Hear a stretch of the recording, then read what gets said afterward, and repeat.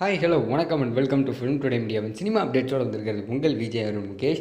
So நம்ம சிவகார்த்திகேயனை பற்றி நமக்கு எல்லாத்துக்கும் கண்டிப்பாக தெரியும். ஸோ சாதாரண ஒரு மனுஷனாக இருந்து இப்போ மிகப்பெரிய அளவில் உச்சபட்ச நாயகனாக சொல்லுக்குள்ள அளவுக்கு பேரை வாங்கி மிகப்பெரிய ஒரு நடிகராக வலம் வந்துட்டுருக்காரு. ஆனால் இவரோட வாழ்க்கை அப்படிங்கிறது ஒரே ஒரு வீடியோவால் சிவகார்த்திகேயனோட மொத்த மார்க்கெட்டும் காலி ஆயிடுச்சு அப்படிங்கிற மாதிரி தான் இருக்குது.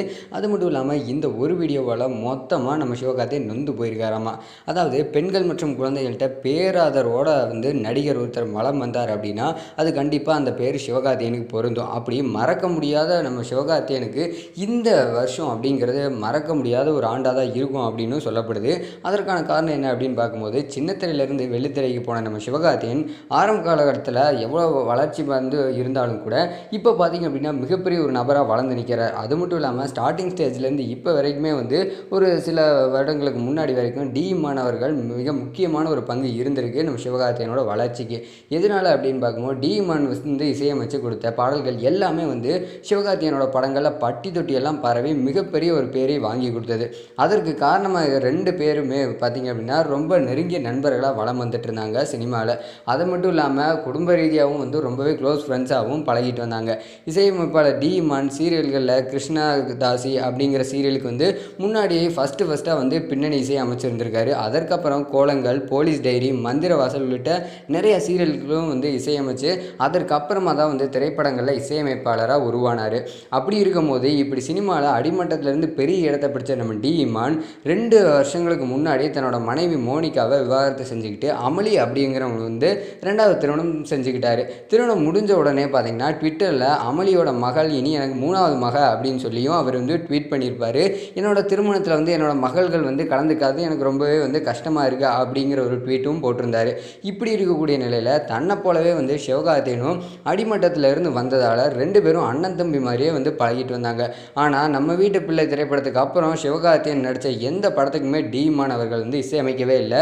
2 பேத்துக்கும் இடையே ஏதோ ஒரு கருத்து வேறுபாடு இருக்குது அப்படிங்கிற மாதிரி விஷயம் சினிமா வட்டாரங்களில் அதிகமாக பேசப்பட்டுட்டு வந்தது. இப்படி இருக்கும்போது இதை எடுத்து யூடியூப் சேனல் ஒன்றுக்கு ரீசெண்டாக நம்ம டி மான் அவர்கள் பேட்டி கொடுத்துருந்தாரு.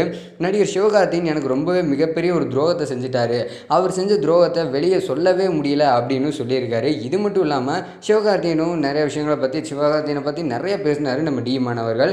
அவர் சொன்னப்போ சில பதில்கள்லாம் பொது வெளியில் சொல்ல முடியாது அப்படின்னு டி மான் சொல்லியிருந்தார். இப்படி இருக்கும்போது இந்த ஜென்மத்தில் அவரோட நான் சேர்ந்து பயணிக்கவே மாட்டேன், எந்த படமும் பண்ண மாட்டேன் அப்படின்னு சொல்லி ரொம்பவே கட் அண்ட் ரைட்டாக சொல்லிட்டாரு நம்ம டி மான். இமான் அது மட்டும் இல்லாமல் பார்த்தீங்கன்னா நிறைய விஷயங்களை சொல்லியிருக்காரு. இமான் சில விஷயம் என்ன சொல்லியிருக்காரு அப்படின்னு பார்த்தீங்கன்னா பட்டும் படாமல் தன்னோட மனக்குமரலை அழகாக வெளிப்படுத்தியிருக்காரு. சோஷியல் மீடியாவில் இது மிகப்பெரிய பேசும் பொருளாக மாறிச்சு. இதை அடுத்து டி மான் தன்னோட மனைவியை பிரிஞ்ச காரணமே சிவகார்த்திகேயன் தான் அப்படின்னும் பலரும் சோஷியல் மீடியாவில் ஒரு வதந்தியை கிளப்ப ஆரம்பித்தாங்க.